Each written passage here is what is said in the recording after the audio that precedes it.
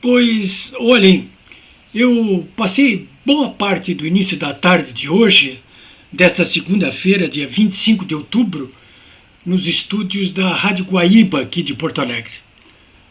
Eu fiz parte ali de um programa diário intitulado Boa Tarde Brasil, comandado por um competente jornalista aqui do Rio Grande do Sul, que é o jornalista Júlio Ribeiro. É a primeira vez que eu vou até esses estúdios presencialmente. O próprio Júlio Ribeiro, quando eu cheguei nos estúdios da Rádio Guaíba, que pertence a Calda Júnior, que controla também a Record aqui e o jornal Correio do Povo, o próprio Júlio Ribeiro, quando me viu chegar lá no estúdio, me perguntou há quanto tempo que você não vinha aqui nesse estúdio. E eu respondi, olha, eu acho que faz muito tempo, mas com certeza desde o início dessa pandemia aqui. Começando a sair de casa de vez em quando. Pois, olha, senhores, eu estou me referindo a isso porque o principal entrevistado desta tarde do programa Boa Tarde Brasil foi o jornalista Alan dos Santos. Você já deve ter ouvido falar no Alan dos Santos. Ele criou, quando morava aqui no interior do Rio Grande do Sul, uma organização jornalística chamada Terça Livre. E cresceu muito depois que se elegeu o presidente Bolsonaro, porque ele apoiou a eleição do Bolsonaro, mais pelas consignas que vêm sendo defendidas em praças públicas desde 2015 aqui no Brasil, algumas das quais, sobre as quais eu já falei aqui com vocês, que é o resgate dos princípios da moralidade e da legalidade. Muitos desses princípios vêm sendo resgatados, na medida do possível, pelo governo Bolsonaro, mas ele é atacado de todos os lados aí por aquela organização que eu chamo de o eixo do mal, que são todos os que se beneficiavam pela situação política, econômica, cultural e social anterior à chegada do Bolsonaro ao Planalto. E com os primeiros meses da administração do Bolsonaro, o Alan dos Santos acabou montando um bom site de conteúdo jornalístico, uma emissora de TV, de internet, espargiu conteúdos consistentes nas redes sociais, principalmente através do Facebook, do Twitter, do YouTube. E cresceu realmente muito, aí, a ponto de começar a incomodar gente graúda, muito graúda. Sobretudo porque ele vinha crescendo de defesa de princípios, esses que nos levaram às praças públicas, né? Como eu já disse para vocês aí, esses da questão do resgate dos princípios da moralidade e da legalidade. E também o ajuste fiscal das contas públicas para permitir a retomada do desenvolvimento econômico de modo sustentável, né? Enfim, um combate sem tréguas à corrupção. Isso aí incomodou e prejudicou muita gente, né? Jornais, rádios, emissoras de TV, esse pessoal todo da chamada mídia corporativa tradicional aí, eles perderam vantagens que tinham em todos os governos anteriores, aí, acho que desde 1500. Né? Ou seja, pela ordem, perderam praticamente todas as verbas publicitárias de órgãos federais, como Petrobras, Banco do Brasil, Caixa Econômica Federal, do próprio governo. Não? Eu estou falando aqui em bilhões de reais. Né? Organizações como a Globo, por exemplo, estão enfrentando dificuldades financeiras terríveis. Né? As organizações do Globo, no ano passado, fecharam o balanço anual com prejuízo de 114 milhões de reais. Isso se deve, em grande parte, ao fato de que o governo Bolsonaro cortou a irrigação de verbas publicitárias públicas federais para eles, né? Como cortou para a Folha de São Paulo, para o Estadão, para a RBS. E acho que isso ajuda a explicar aí por que razão toda essa mídia está há 3 anos aí nesse combate feroz contra o governo Bolsonaro. E eles não perderam apenas essas verbas publicitárias, né? Eles perderam o acesso fácil que tinha aos bancos estatais, como o Banco do Brasil, como a Caixa Econômica Federal, como o BNDES, né? A RBS aqui do Rio Grande do Sul, por exemplo, durante o governo Lula, conseguiu financiamentos a longo prazo, juros baixíssimos, né? Carências prolongadas, para montar um mais completo e caro parque gráfico do seu jornal aqui, que é a Zero Hora. Isso acabou. Nem a RBS, nem Globo, nem ninguém mais, nem Abril. Não tem mais essa história de conseguir vantagens, imprimir, por exemplo, os livros que eles bem entendiam, didáticos, aí enfiar tudo goela abaixo do MEC. Não tem mais essa história de conseguir também recursos fáceis, baratos e de longo prazo nesses órgãos financeiros nacionais, federais. Acabou isso aí. Como acabou também o acesso que eles tinham à Receita Federal, né? Você já deve ter ouvido falar na organização Zelotes aí, que nem sei o que foi feito disso aí, né? Essa operação Zelotes aí. Gente que ficava devendo e não pagava nunca o que devia para o governo federal, né? De organizações jornalísticas, né? Então, essa gente aí, é claro que o advento da internet, não apenas do Alan dos Santos e do Terça Livre, mas o advento da internet vem causando males terríveis para essa mídia tradicional. E em todo o mundo, não é só no Brasil. Eles tentam fazer o combate que conseguem, mas é irrefreável, né? Isso aqui nem a Revolução Industrial, né? Os ludistas lá foram tentar quebrar as máquinas para impedir a Revolução Industrial na Inglaterra, mas por mais máquinas que quebrassem, não tem como impedir esse tipo de progresso, né? E o advento da internet, e nessa área, sobretudo, inclusive, de conteúdos, de informação,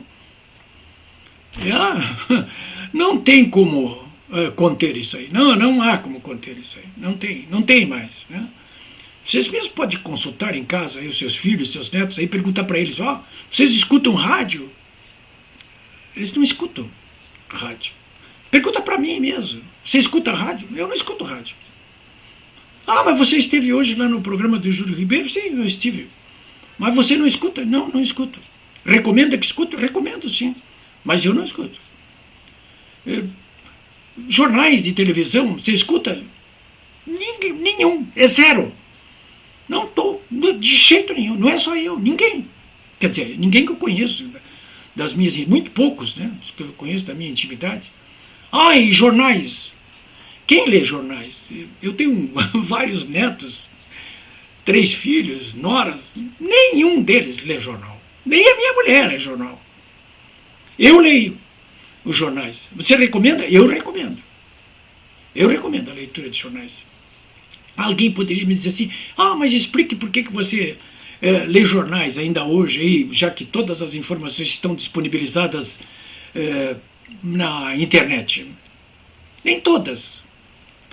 E também o acesso às informações disponibilizadas pela internet, elas não estão sistematizadas. O que obriga o internauta, pessoas como eu, que dispõe de pouco tempo para fazer essa pesquisa, a ficar horas e horas na frente do computador, e eu fico. Mas os jornais têm essa vantagem, pelo menos, de sistematizar as informações mais relevantes. Eu sei que eles sonegam informações, mas para isso nós temos que ter juízo, espírito crítico aqui, né? Então, claro que quando surgem essas organizações jornalísticas que demonstram grandes possibilidades de se tornarem poderosas, elas são atacadas de todas as formas. E nem sempre através das formas mais legítimas.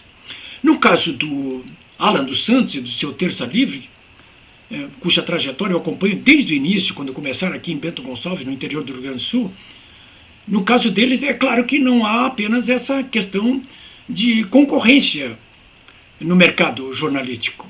Há, sobretudo, um ativismo muito forte por parte do Alan dos Santos e do Terça Livre em relação à defesa das principais consignas que o povo brasileiro vinha colocando e vem colocando nas ruas desde 2015. Esses que eu coloquei para vocês aí, né? Da tentativa, das medidas de resgate dos princípios da moralidade e da legalidade, a necessidade de um ajuste fiscal para a retomada do desenvolvimento econômico sustentável de longo prazo, para gerar emprego, riqueza e renda. Mais o que aí? Mais um combate implacável à corrupção. Isso tudo vem sendo feito, mas de maneira muito difícil por parte desse governo que assumiu há 3 anos as suas funções aí. Porque é claro que aquilo que eu chamo de o eixo do mal ia reagir. Esse pessoal está desde 1500, os donos do poder, mamando nas tetas do Estado, se cevando no dinheiro público, se beneficiando com vantagens patrimonialistas, no caso de empreiteiras e de empresas, que perderam essas mamatas, essas empreiteiras. Não apenas em função do que fez a Lava Jato, mas porque nesse governo não tem esse tipo de mamata. Não tem patrimonialismo. Aqui tem competição. Essa gente que sempre defendeu o capitalismo, portanto a livre concorrência e o mérito de quem é mais produtivo e tem maior produção, portanto mais competência, essa gente toda agora está estranhando. Mas como eu vou ter que competir nesse mercado sem a proteção das asas benfazejas do Estado sobre os meus negócios? Perderam. Isso perderam. E eles se uniram, claro, né? Com quem? Ora, se uniram com essa mídia tradicional toda que eu acabei de citar aqui para vocês. Se uniram a uma academia podre, sobretudo essa pública, universidades, eu estou me referindo. A eles também que estão perdendo espaço ali, enorme, em relação a avanços no sentido do restabelecimento de valores sociais, principalmente valores morais e éticos e de defesa da família brasileira. E de uma universidade realmente que possa trabalhar em favor da comunidade, não a favor das ideologias ultrapassadas dos seus mestres e de seus alunos ou dirigentes empoleirados que lá estão. Então você tem aí empreiteiros e empresários patrimonialistas, mais essa mídia toda aí, mais a academia. Quem mais? Você pode botar aí líderes de quase todos os partidos políticos que ficaram fora desse governo, ou pelo menos não estão levando a vantagem que levavam antes, né? Porque não há esse governo de coalizão que permitiu o fatiamento do governo aí e sendo entregue cada fatia para partidos que, na verdade, estavam ali para quê? Para se cevar de cargos e de dinheiro. Mas quem? Os próprios políticos, congressistas, deputados, senadores, né? E mais agora governadores e prefeitos aí que se incomodam diante do sucesso que o governo Bolsonaro vem obtendo aí desde o primeiro dia e que é negado de maneira categórica, é obstaculizado, inclusive, de todos os modos. E obstaculizado principalmente pela ação desse martelo que eles erguem, essa clava forte que é o Supremo Tribunal Federal. A Corte Suprema, que tem sido a clava forte do eixo do mal durante todo esse período aí. Eles têm tentado aí, de todas as maneiras, enquadrar ou derrubar o governo Bolsonaro, né? Mas nós estamos há um ano das eleições aí. E claro que entre essas medidas retaliatórias sobre o presidente Bolsonaro, existem medidas de retaliação evidentes, abrangentes, em relação a personagens que apoiam o governo, alguns personagens, inclusive, que muitas vezes até no seu discurso e na sua ação ultrapassam o próprio discurso e a ação do próprio governo Bolsonaro, alguns dos quais têm sido mais realistas do que o rei nisso tudo aí, né? Porque não há uma liderança orgânica em relação a essa defesa do governo Bolsonaro, né? Então, personagens como o Roberto Jefferson, como o Oswaldo Eustáquio, como o Daniel Silveira, e agora sobretudo o Alan dos Santos, eles estão pagando o preço dessas mudanças dramáticas, que eu espero que não sejam trágicas, que estão acontecendo no cenário político, econômico, social e cultural do Brasil. Eu acho que é isso que todos nós precisamos entender. Nós não estamos ainda no que eu poderia dizer numa ditadura do judiciário, mas acho que estamos numa proto-ditadura do judiciário. Disso eu estou convencido ainda. Ela só não é completa porque, embora o Poder Judiciário, pela sua mais alta cúpula, o STF, esteja acompliciado com a maioria formada dentro do próprio Congresso Nacional, ela ainda não tem como seu principal aliado o Poder Executivo, né? Que tem, a cada dia que passa, reduzido os seus poderes de mando. O que é possível fazer diante desse quadro aí?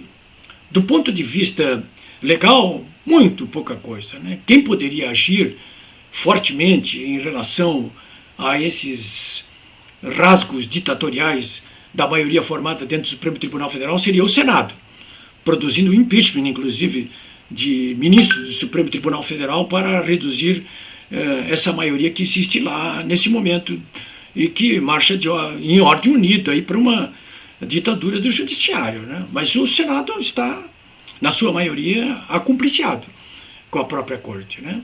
Então, por ali, do ponto de vista legal, há muita pouca possibilidade de solução. Eu sei que tem muita gente, como hoje de tarde, inclusive durante esse debate, levanta a questão do artigo 142 da Constituição Federal.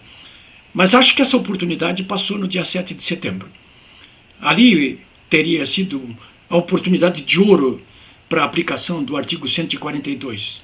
Mas com o acordo que foi feito em seguida pelo próprio presidente, através da Carta à Nação, me parece que essa solução, pelo menos por enquanto, está descartada, né? E tudo marcha para que o embate final ocorra nas eleições do ano que vem, quando nós vamos renovar aí 1/3 da composição do Senado, a totalidade da Câmara, a totalidade dos governadores e também o próprio cargo de presidente da República, né? A mobilização até lá de todos nós, inclusive daqueles jornalistas e políticos que estão sendo perseguidos nesse momento, deve prosseguir, porque ainda há espaço para que muita coisa possa acontecer diariamente, né? Eu sei que vocês, cada um que está me vendo nesse momento, faz o que pode e vai continuar fazendo o que pode. Sejam destemidos, não se acovardem, façam aquilo que tem que ser feito, ou seja, botem a boca no trombone, ou como quem disse hoje de tarde o senador Heinz, que estava presente lá nesse programa Boa Tarde Brasil, como dizem aqui no Rio Grande do Sul, cuspa em cima, porque gaúcho que vale, ele cospe e depois não lambe. Cuspiu, cuspiu. Da minha parte eu estou aqui cuspindo. E cuspindo fogo.